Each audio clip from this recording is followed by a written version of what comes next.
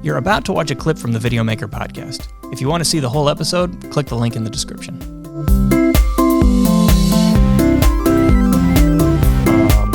Now, Chris, when you're in this situation where you need to match these shots, what is your normal process? Where do you start?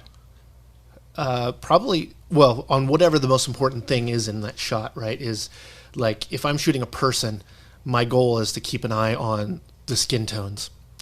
And more so, I start up, my first step is what do I want to match to what?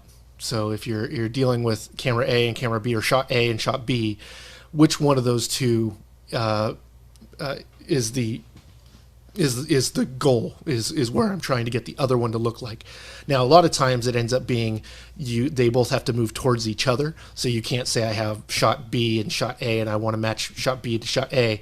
Well, I might have to get I might have to desaturate shot A, because getting shot B saturated as much as the shot A looks horrible. Yeah, sometimes that happens, right? Yeah, when there's just not enough color information. Yeah, or just the subject matter or whatever it is just doesn't look right with that. I mean, it's easy to go skin tone to skin tone for the same people, right? So, that's when your color cards and that kind of samples before shots are really helpful, because you can actually compare color to color. You can go, oh, these are 4 or 5 colors that I show every time I do a shot, and I can make sure those colors look right. But any shot has got so many more gradations of color than any color card is going to be able to offer.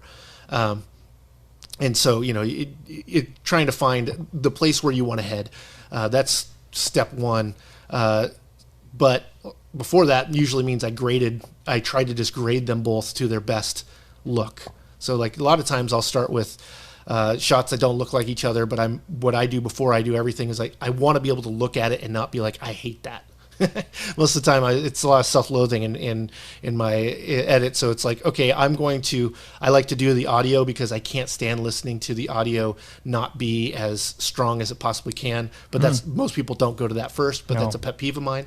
So I usually go with that just so I can listen to good audio through the time. And then I also work on making them all like, okay, anything that was a little hot, I'm going to bring it down. Anything that's showing any glaring error, so I don't have to keep on looking at it over and over again as I edit, I will do those things, little like preliminary color assessments. Or if I shot all in the same situation, I'll grade one shot, apply that same grade on everything, and it's not until I'm done with everything or with the cut that you get into the color edit, and that's just because you'd be wasting your time editing stuff that might end up on the editor's floor, not being used. Going shot by shot and adjusting the color is certainly time consuming. Totally. You don't want to do it if you don't have to, right? Yeah, and the thing is your full piece is going to speak to you on what it needs, right? So what if your piece needs to be very contrasty?